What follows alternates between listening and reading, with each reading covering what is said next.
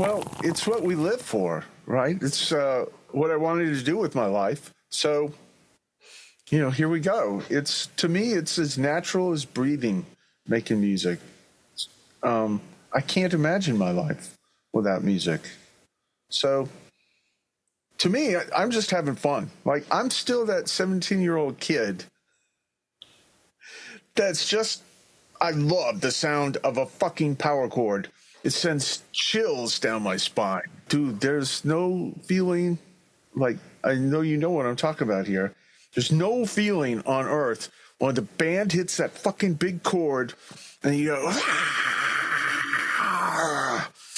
Hey, what's up, Vox&Hops heads? I'm Matt, the vocalist of Cryptopsy and the host of the Vox&Hops Metal Podcast, brought to you by Sound Talent Media and Evergreen Podcasts, where I sit down with fellow metal musicians, talk all about their lives and music while sharing killer craft beers. I hope you had an amazing week. I most certainly did. This Vox&Hops episode is presented by Heavy Montreal. Heavy Montreal are Montreal's premier metal promoter. They put on a bunch of amazing shows all year long here in Montreal. And if you are ever in Montreal and you would like to go see a great show, well, I can guarantee you that Heavy Montreal will have you covered. I'm beyond stoked to have Heavy Montreal behind the Vox&Hops Metal Podcast.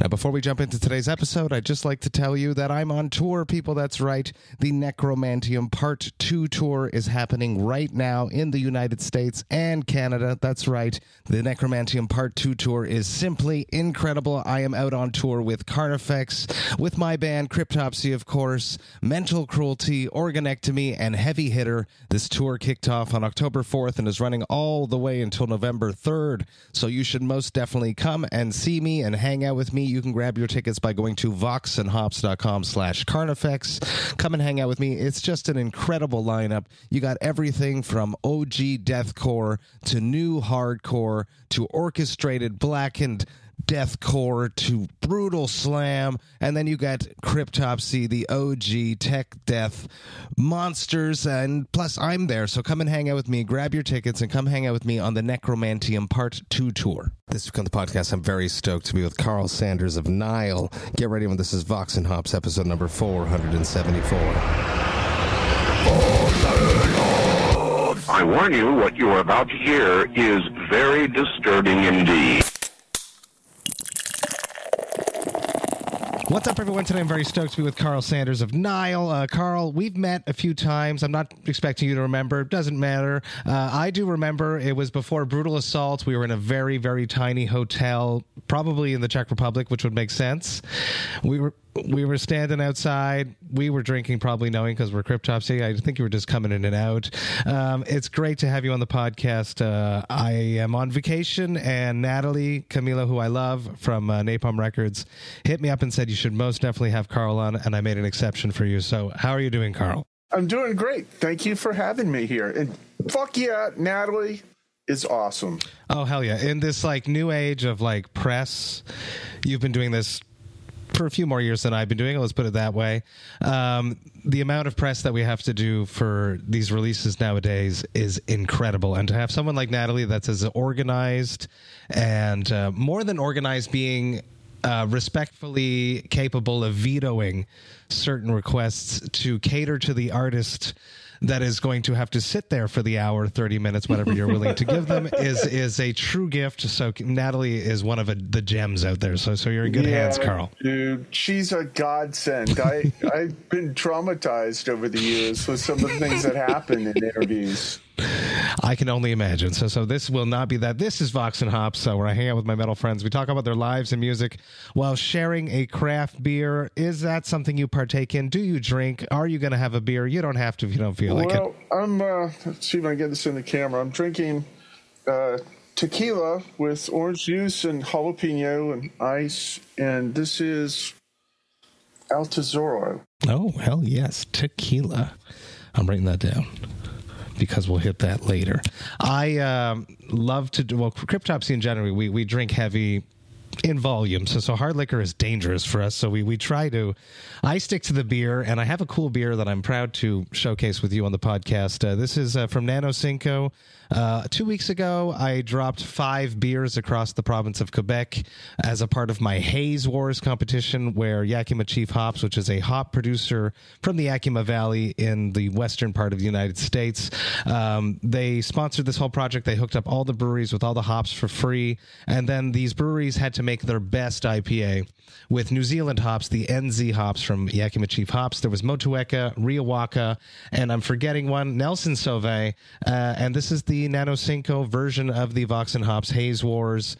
They did not win. Brewski won, but they did win 3 out of the 5 categories, which is complicated, but it was a vote thing. So I'm going to crack this, and I would love to hear about your very first beer, Karl. The very first beer you ever drank in your life. Beer? Yes, exactly.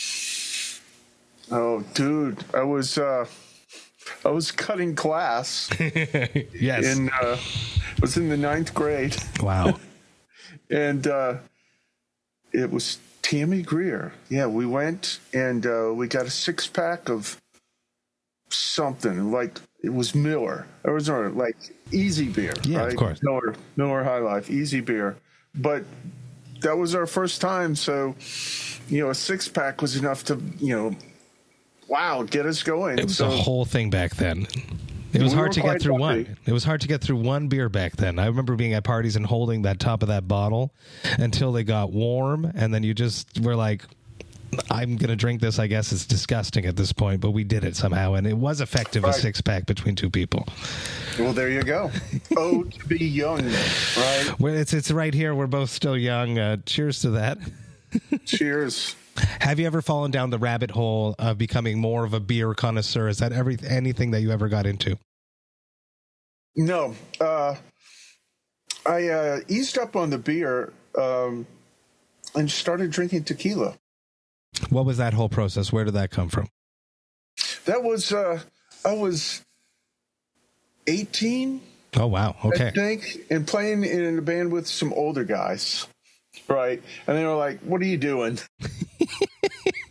Drink this. You're right? wasting. This is so time efficient. Like we're going to give you like an efficiency test right here. And I remember that first shot of tequila, how warm it was going down, and that instant feeling of, fuck yeah, I'm alive. Let's fucking rock this set. Hell yes. Was that a pre-show ritual back in the day that has stood the time, that has lasted over the years? Is a shot before you go on something that still happens?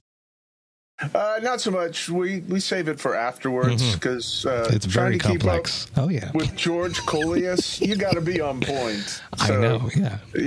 We are a little bit in the same ballpark there with George and Flo. There's a handful of drummers that could sit in the room with those two humans. So I also have to be very, very careful before stepping on. I just have to sing. You have to do way more than me. And Chris, our guitarist, for many, many years had this superstitious belief that if he even had one drink before stepping on stage, this show would be ruined. Yeah. I've coaxed him away from that, but I've taken him to the dark side. And we do go to bars in the afternoon, but we have to take a nap before the show so that we can keep up with Flo. But I completely agree with that. There you go. Dude, it takes, like, with guys like that, it just, you got to be on point. Because they are on point, and they will, there's times, like, let's say I scream something intensely, and there's that weird moment, like, where you're going to black out for a moment, and you pop back into reality, the comes back, and you're like, where the hell am I? And then you're like... Right, because for that second, you've you're missed not so thinking much about it. It's like, you got to find it fast. You're playing, too, the whole time, so it's just insane, yeah. We got to stay on our wits. I like keep our wits about us. I like it, and we have to do that very, very effectively all the time. Classic Vox&Hops question is the soundtrack of your youth. When you were growing up in your parents' or guardians' house, what music was playing when you were not in control of the radio? What music did your parents or guardians listen to? Oh, dude, my dad was a horn player. Oh, cool. And he loved Herb Alpert, Tijuana Brass. That's the kind of shit that was playing in my house. And he really didn't like the electric guitar. He didn't want to hear it. Were you like supposed to be coaxed into playing the horns? Is that something he expected from you? Nope. Okay, nope. So how did you bring a guitar in if he was so opposed to it? And how old were you at that point? Well, he would be practicing in the living room. He'd have his trumpet, and he'd have his sheet music out, and he'd be, doing that whole thing. And there was a little guitar, like this awful little acoustic guitar in the house. So I would play along while my dad was playing the trumpet. Of course, I had no idea what I was doing, so I was contributing the worst possible accompaniment to all this beautiful Latin horn work he was doing. And somehow he put up with that. I don't know how. That's good of him, though. That is, just that little inkling of opening has led to a whole career of death metal and multiple albums, 10 albums with Nile, 3 on the solo side of things. So who knows if he would have been back in the day, been like, come on, I'm trying to do this. You're ruining this for me. You might have been discouraged or you would have even got even harder in the other direction. Who knows? Who can say? I mean, the things that happen in our lives that take us down the paths that we go, you can't foresee them. Right? You can't predict it. It is interesting to retrospectively glance back at certain decisions and envision different life outcomes. It's something that I do with myself. Yeah, that's a rabbit hole, because there's a whole bunch of decisions. They're not all good decisions. We've made some bad decisions, Karl, too. Luckily, one of Cryptopsy's bad decision was bringing me into the band, so I'm happy now. No, it's not a bad one. No, my first album was eaten alive by the critics and everything. It took a few years for me to bounce back. Yeah, I saw that with George when he joined the band, and people were giving him all kinds of hell because he wasn't Tony Laureano. Tony's a great drummer and all that. George withstood the heat, right? I mean, we all know George now as the great drummer he was, but there were a lot of closed-minded people that didn't want to give him a chance. Metalheads like to be closed-minded. I feel like it's gotten a little better over the years, and I'm hoping that continues. That they can be very nasty behind the keyboards, but I feel like they're a little bit more open-minded about death metal having a little bit more flavors than just the brutality. Well, there you go. One can hope.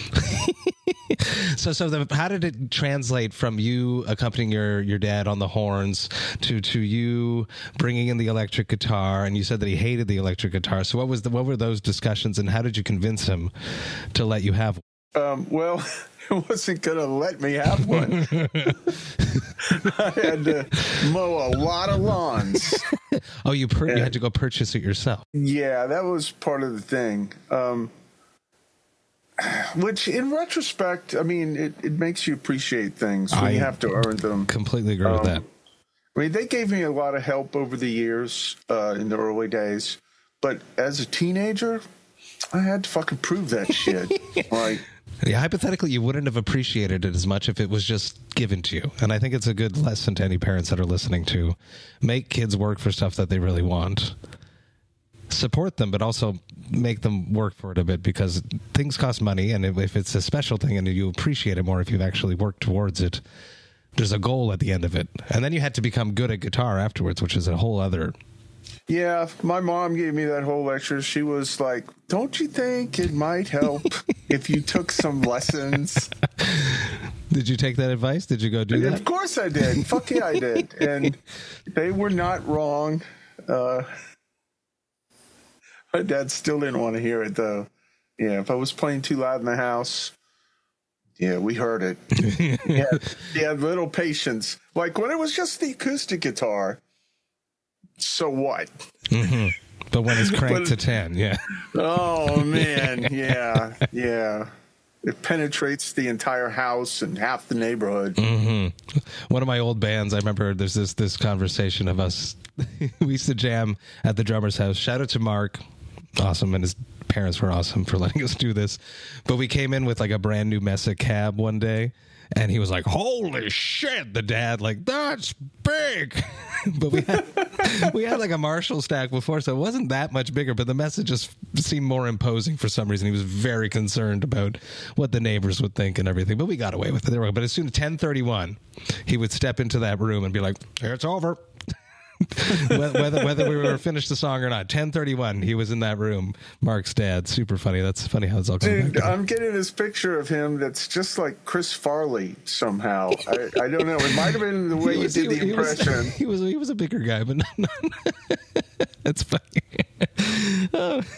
So the guitar, your dad. What did I want to ask you about that? Oh, did they ever come to your shows afterwards and come out and once the band is successful and you're in a successful touring band that's releasing albums on a label, did your parents ever or your dad ever come around to the idea of you making a life with the electric guitar? Well, my mom did. My mom, even when we were first starting to play out, she would come and take the door for us. Oh, that's awesome. My mom's done that back in the day. Yeah. And they came around. They let us rehearse in the house for a couple years. And drums too? Everything. Because that's next level. Like once the drum set comes into a house, it's next level loud. Yeah. So, the whole family, eventually got behind it.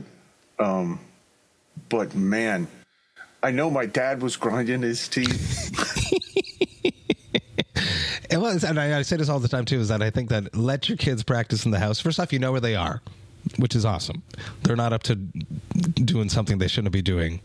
If they want to waste their lives playing death metal, that's a whole other conversation. But at least you know where they are, and put limits. His name was Ken, the father, such as Ken put. 10:31, you step in there and it's over. But let them hang out. I think it's important.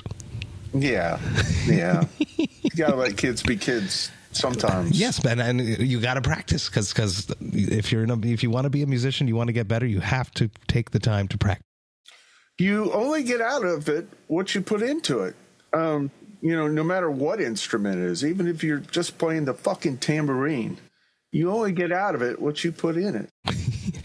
Talk to me about discovering harsh vocals. At what point, I've spoken to a lot of people over the course of the podcast for the past 6 years. A lot of guitarists, vocalists always tell me this story that no one else wanted to do it and you were stuck doing it. Is that ring true for you?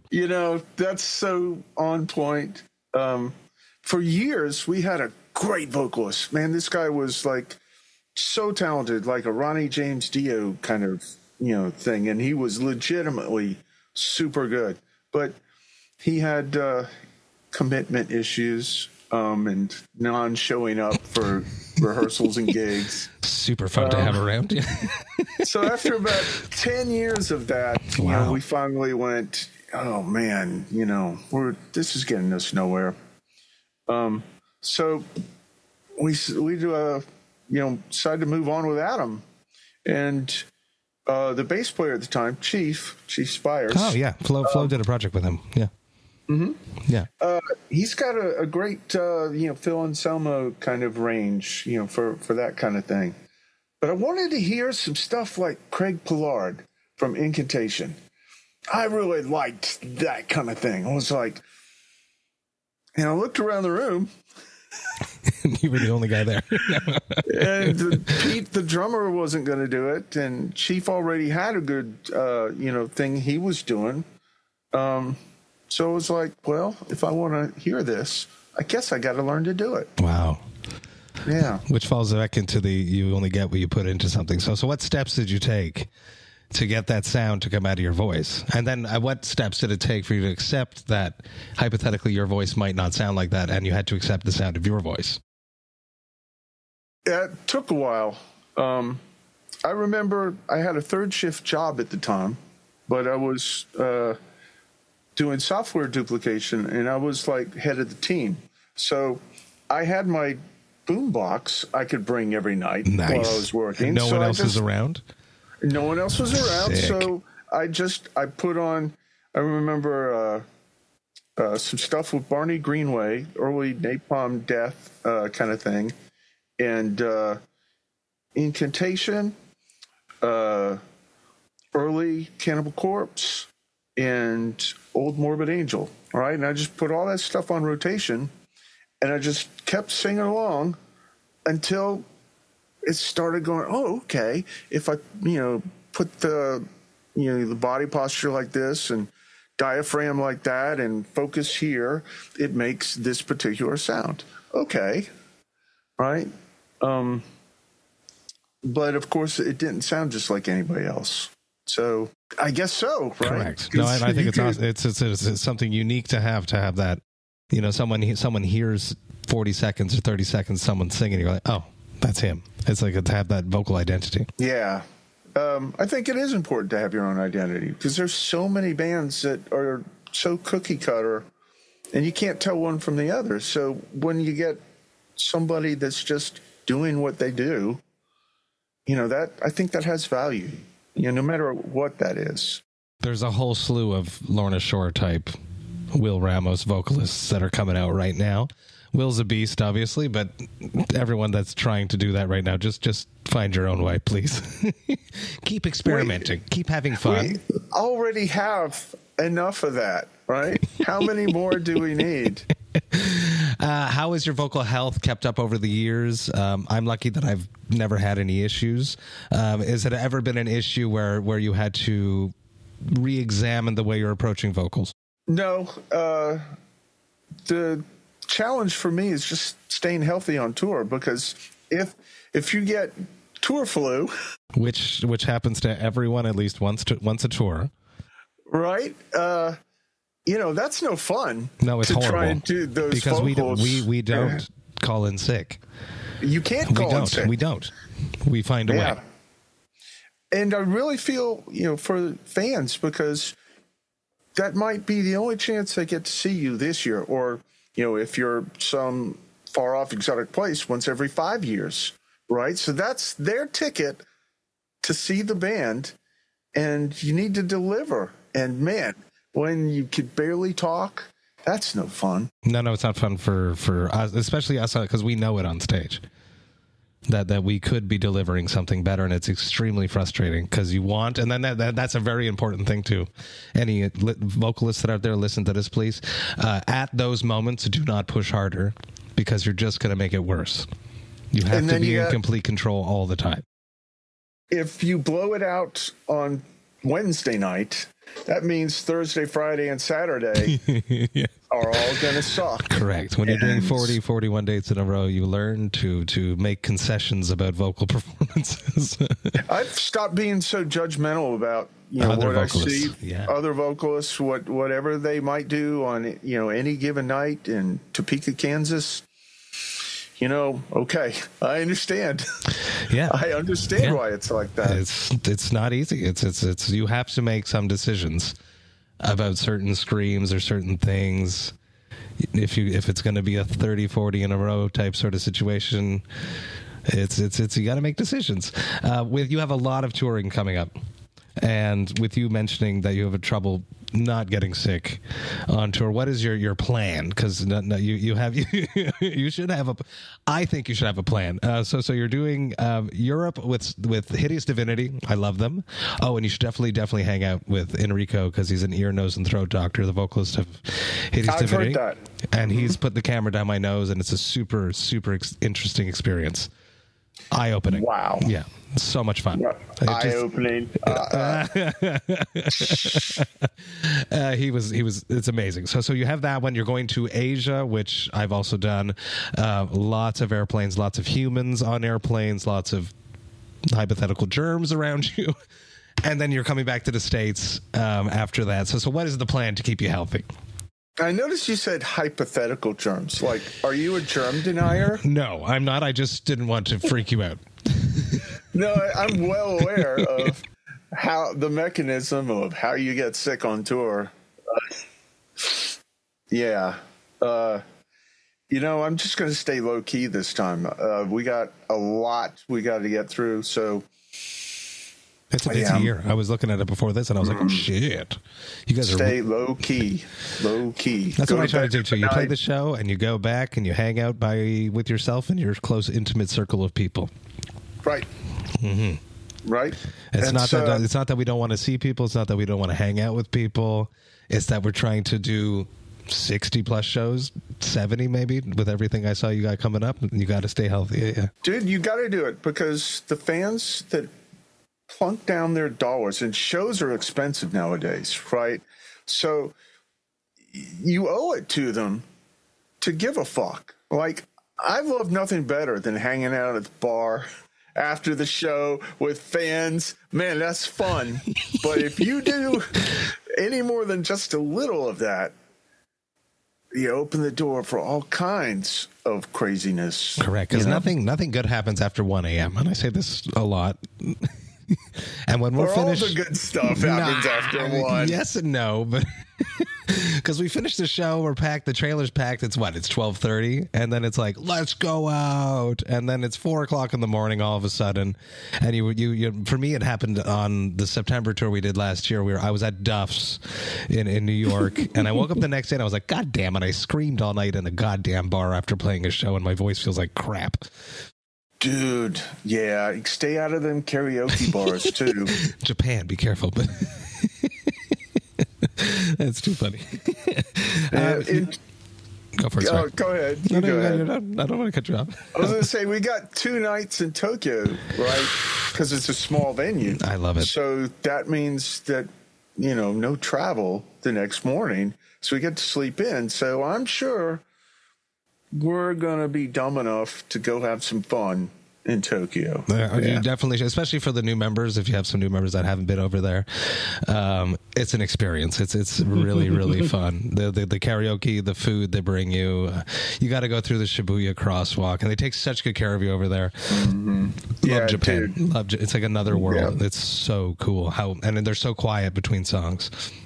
It's a little disconcerting the first time, right? Like, wait a minute. Yeah. But man, it's an incredible amount of respect that they show, and wow. Yeah, it's Flo's favorite place to play, I think, and I think mine too. It's so goddamn cool. You're dropping a 10th album, The Underworld Awaits Us All. It's coming out, came out, by the time this is out, August 23rd via Napalm. New record. Just banging stuff out. Talk to me about making new music after all this time. I've read a bunch of other interviews before we sat down here. You said that it just comes easy because you guys are all guitarists, basically. George is always playing. There's always ideas. You get inspired by you still take guitar lessons with Rusty Cooley, getting inspired by weird guitar techniques that tie into Egypt. Talk to me about making new music, keeping it exciting, and still making it yourself. Well, it's what we live for, right? It's what I wanted to do with my life. So, here we go. To me, it's as natural as breathing, making music. I can't imagine my life without music. So, to me, I'm just having fun. Like, I'm still that 17-year-old kid that's just, I love the sound of a fucking power chord. It sends chills down my spine. Yeah, dude, there's no feeling like, I know you know what I'm talking about here. There's no feeling on earth when the band hits that fucking big chord and you go, yeah. Oh, yeah. I was like, oh, yeah, that's why I do all the other stupid shit that I have to do to be in a band. Mm-hmm. I keep telling myself not to get annoyed about silly little things like booking flights, making merch, answering the thousands of emails that we get daily. But that right there, what you just mentioned, on that stage, the band hits. I'm like, oh, yeah, that's why I do this. Yeah. If you could bottle that, right? But if we could bottle that, right? Yeah, it's just incredible. Talk to me about making music with George is still in Greece. So when you guys are writing, is everything like over computers now? Are you at that level, or is it still a jam thing? Well, we used to fly him over, and he'd come here for 2 months at a time while we... That's a big commitment from him, too, though. Like, from his family. I imagine he has a family and stuff. I didn't do research on that. To uproot yourself to go and write something is a very old school way of doing things. But it's time consuming, it's expensive. And there you go. But technology makes it such that you can really communicate nowadays really well. So... we make demos, we send them back and forth, we talk on WhatsApp. It's easy, right? It's so easy cool. Yeah. and free. Yeah. All right. So it makes communication like a snap. So, that's how we work nowadays. And we're having fun with it. Good. 10 albums in is awesome. It's I think you're 1 or 2 above Cryptopsy at this point. So just Well, it's not a contest. No, it's not a contest, but it's a lot of material. It's cool to continuously be inspired and constantly. What's really cool, though, is that you're being inspired by, like, guitar. The interview I was reading was with the Rusty Cooley guitar lessons that you were taking, that you were building riffs and songs around interesting guitar techniques. Well, I think you go with whatever the universe happens to put in front of you, right? If you find yourself in a guitar lesson with an incredible guitar player, there's going to be stuff in there. So, okay. That seems to be what the universe put in my path. So here we go. I love that you're still wanting to learn, that you're definitely not sitting back and being like, I've learned the guitar. Nah, man, there's so much incredible music made by guitarists. It's just mind-boggling. And in the age of the internet, we have access to all kinds of players doing all kinds of everything. So, man, you'd need a couple of lifetimes to learn all that stuff. Let's try. Watch some stupid reel or something about, like, saying you'd need this many days type thing to watch this movies, this franchise, and it was like no person, even if they started watching as a baby, could watch every content that's on YouTube. It's just physically impossible. So, especially on niche things like that, it's also just incredibly vast, the amount of stuff that's out there. Right. Just think, like, how many metal bands are there now? If you tried to listen to every single metal band there is, you couldn't do it. It's not possible. It's incredibly, and then I'm at that age. I just turned 40 last year. I'm 41, and I feel nothing excites me anymore. I'm so old now, and I don't know. Dude, you're a baby. 41. I know, what are you talking about? I'm at this point where I'm like, I want something new music to just blow my mind, and I'm still searching for it this year. I don't know. I'm just being like crotchety and metalhead that's just eager for something more. So people send me some stuff to listen to, please, because I'm obviously wrong that nothing's excited me yet this year, but I just want to listen to Tom York and The Smile and more Zen music. I don't know, and that's just me at this point. Talking about building set lists, this is something that we argue about all the time. You have 10 albums to pick from. You are promoting a new album. I'm the new singer. It's been 16, 17 years at this point.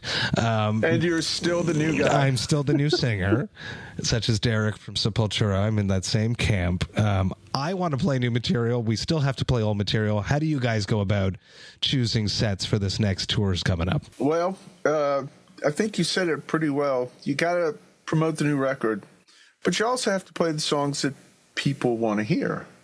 So it's a balancing act. For sure. And it's not easy when you got lots of albums and lots of songs that you'd like to play. But, you know, a band like Cryptopsy or Nile, every song is a commitment that you have to rehearse that song. You can't just wing them and show up. You know, you got to get in shape, yeah. So, you know, it's a commitment. When you write that set list, you're committing yourself, you know, to those songs. We bit off a lot on the last tour with Death to All. We were playing 2 nights in each city. Wow. And so Death to All was doing Scream Bloody Gore the first night, and then The Sound of Perseverance the second night. And then there was certain nights that we only hit a city once, where they would do like a mix thing. So we had to build 3 set lists for that. Oh my God. And then we had headliner dates. 4th set list. And then we had Maryland Death Fest, which you are doing next year, which is an awesome festival, where we did Blasphemy Flesh in its entirety, all on the same tour that we had to prep for. Dude, that's a tall order. You guys must have been busy in the rehearsal room. You would have imagined that we were, but not enough. We listened to Blasphemy Flesh a lot that first week of the tour because none of us performed on it except for Flo. So we really, really had to we listened to it. Not people would come and like visit us and get on the bandwagon, and we would just be listening to Blast Made Flesh. and people are like, "What are you doing?" And like listening to your own band. I'm like, "We're getting ready for the show. This is us jamming." You got to do it. It's homework. Exactly, and like the lyrics and everything. It's just a whole thing. Lyrics. I love how it's just expanded. It's a vast array, and I'm sure you're fed up of talking about everyone asking you about why you write about Egypt. But what I think is cool about it all is that they're constantly discovering new things. So every time you see something like an internet, something that you've never seen before, despite the fact that you probably know a lot of it, are you excited that you have something new to write about? For sure. Yeah. Because they keep discovering stuff. Like Isn't that great? Like they say that there's, 80% of the, stuff is still out there buried. That's awesome. Like so you have another 10 albums in you coming out there. Dude, I need a couple lifetimes, or at least I was going to say some bands to like come along and do the exact same thing. And they might. People like to do that. Talk to me about like you find a concept. I like to write concept albums. I'm linking into the last album that I did about the internet, and I find that sort of strolling over into the new record we're writing right now. Talk to me about you find a concept, you find an idea, like the first single you dropped with the very, very long name, which I'm sorry that I didn't write down, is from the Book of the Dead. I know that. And that idea came to you, and you're like, how has no one ever made a song about this? From that step onwards, how did you come up with the lyrics for that? Like, what is your writing process? How do you go about writing lyrics? Do you write just the lyrics, or is it all coming with the music at the same time? I want to dig deep into lyric writing. Well, once that inspiration strikes, like whatever random element of the universe happens to prompt, like, okay, I'm going to write a song about this, or this is the hook, right? Sometimes I have the title. Sometimes I just have a cool idea. An idea being like a phrasing or like a few words pasted together, like something that would look good on the back of a shirt, or just the overlying concept? Occasionally that happens. Like I can see it, like the hook that's written in big block letters on the back of a shirt. Yeah. Yeah, like Black Seas of Vengeance was like that. Yeah, that would look good. Anoint my phallus with the blood of the fallen. Yeah, that was like, I saw the shirt, then wrote the song. That's great. It's what we do. We sell shirts. That's our purpose in life. We sell T-shirts. And thank you, everyone. We appreciate the support. We're T-shirt promoters. We appreciate it. I love the credit card sales over the past few years. It's great. But talk to me, like, so you find this concept and then you elaborate on it. What is like the I'll talk about my process after you talk to me about yours. Usually, that lightning strikes idea isn't enough for a whole song. You gotta expand on it. So I'll either go find in my bookshelf some book that's relevant or close to relevant and see what there is. Occasionally, if I don't know what to do, like if I have the title for a song or the hook line, whatever that might be, I'll just type it into Google and see what comes back, right? And it's amazing.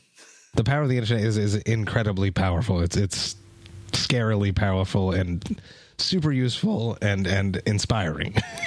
Yep. Yeah.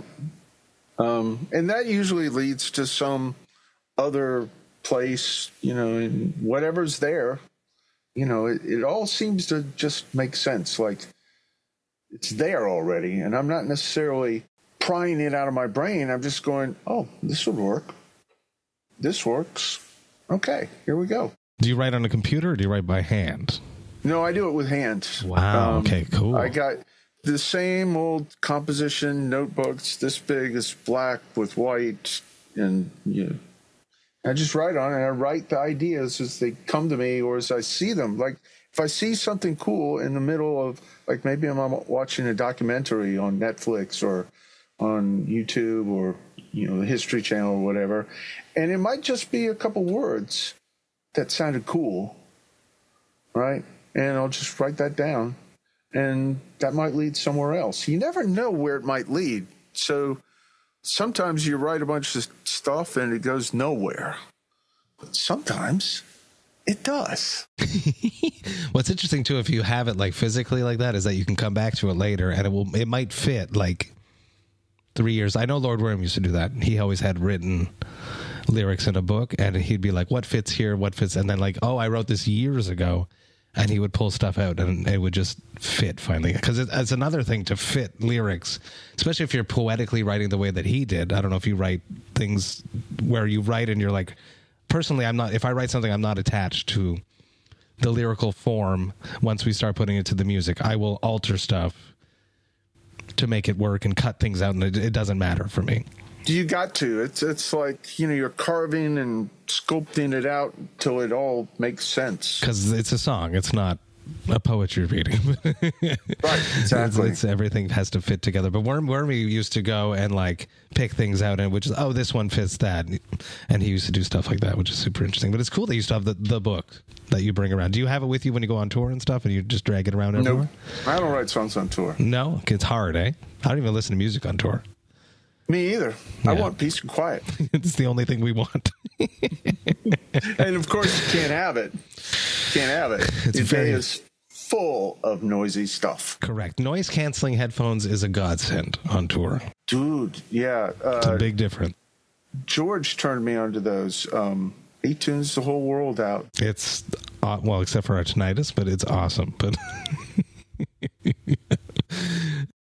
How are your ears? It's funny because I went to get molds done today for in-ear. So, and funny, last time I did that, I was talking to Ethan from Primitive Man, and I asked him the same question because I had just done the same thing. How are your ears? How do you cope? How are you doing ear health-wise?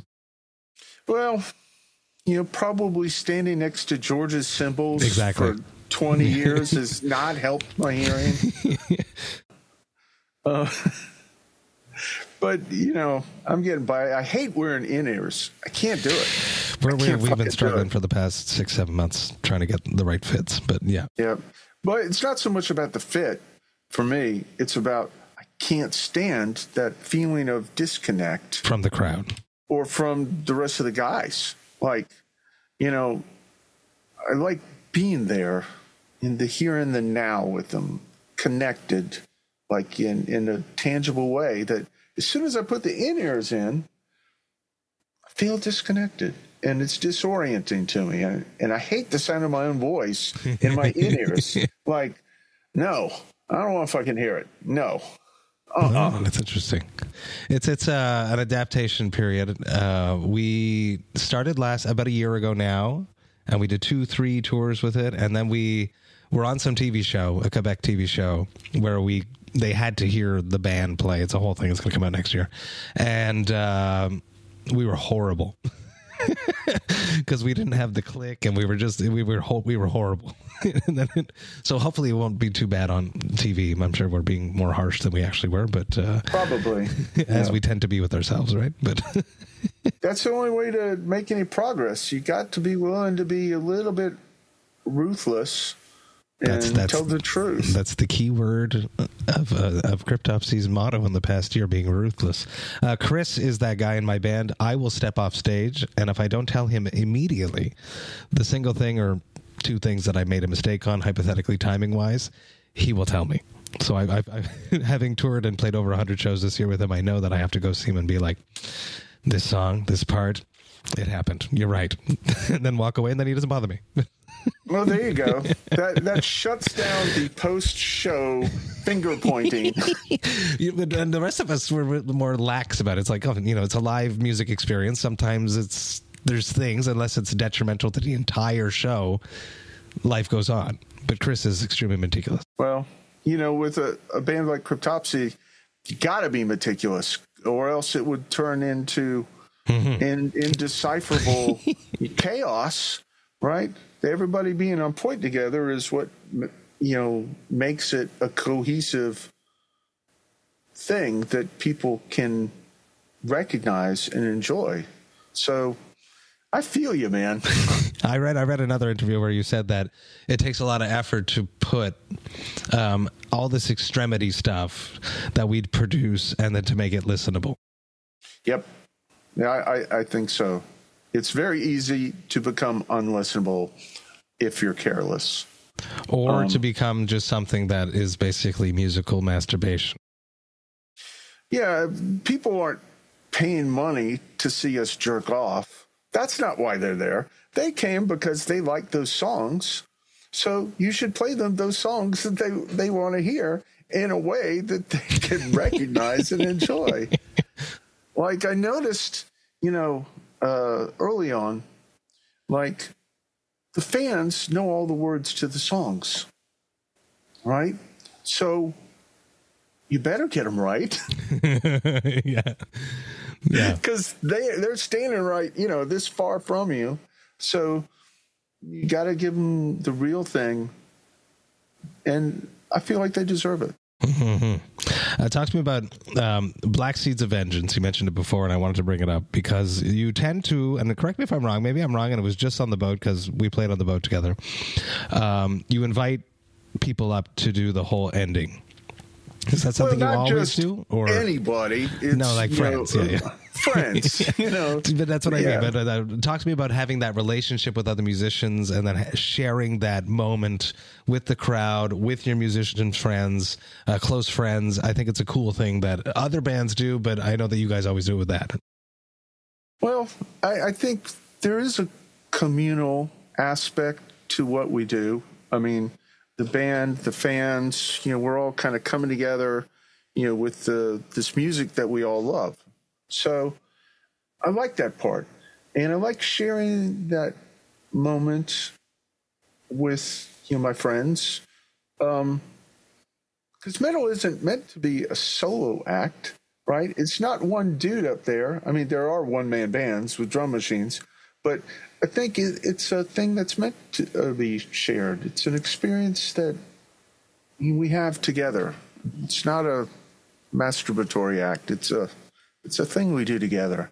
And it's cool to have, like, you turn around and your friends are right there with you. Or I went out on an aborted tour and I did guest vocals on a song for the whole tour. And it was just so different to be out on stage with a different band and to... and you would just be on stage or you go see a band and they're your friends and you jump up for a thing. It's such a cool experience. So it's a cool thing that you guys share with everyone. I think I like being alive and I like having fun. And while we are alive, let's make some metal and, share the moment. I like making collabs. It's one of my favorite things to do. I've released over probably 85 beers in the past 6 years with the podcast. Talk to me about a perfect collab for you. A tequila. Is there a Nile tequila coming up in the future? I think it just makes sense. I would have to agree with you. We need a Nile tequila. We just need someone to get behind. There you go. Anyone listening that wants to produce a Nile tequila, Karl is ready to have a meeting with you. Well, what is that? I know there's the way that I was going to say geeky. I am geeky. The way that I'm geeky about beer. What kind of tequila do you like? What if you could make a Nile tequila? What would it be? Do you have a preference of the? Because there's different I'm not a tequila savant. Strains and levels of tequila and different flavor intensities. Yeah. The nice tequila is the one to be drinking. There you go. They say you can either pay for it now or pay for it tomorrow, but you're going to pay. Oh, interesting. So if you pay more money, hypothetically, if you pay more money, you'll feel better tomorrow with the quality of tequila is what you've heard. To say that. It sounds cliche, but it's the freaking truth. If you drink nice tequila, it won't hurt you as bad. As bad, depending on your and depending on your level of taking care of yourself the next day.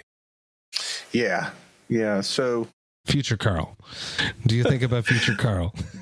I have a son, right? And I used to tell him that it's somebody needs to give a fuck about future Kale. Exactly. right? You need to care about that guy you're going to be tomorrow, or that guy is going to be fucking pissed. Mm-hmm. You know, right? you know, you got to think about the future us. Put that glass of water out, put the little Advil next to it. But you can also think about him by drinking less. When you want to have that one last beer or one last tequila at the bar, hypothetically, just have a water. Right. How many times have we been fuzzy about where that line is and then gone, ugh. It's dangerous. It's the perfect segue for my final question. The classic Vox and Hops wrap-up question.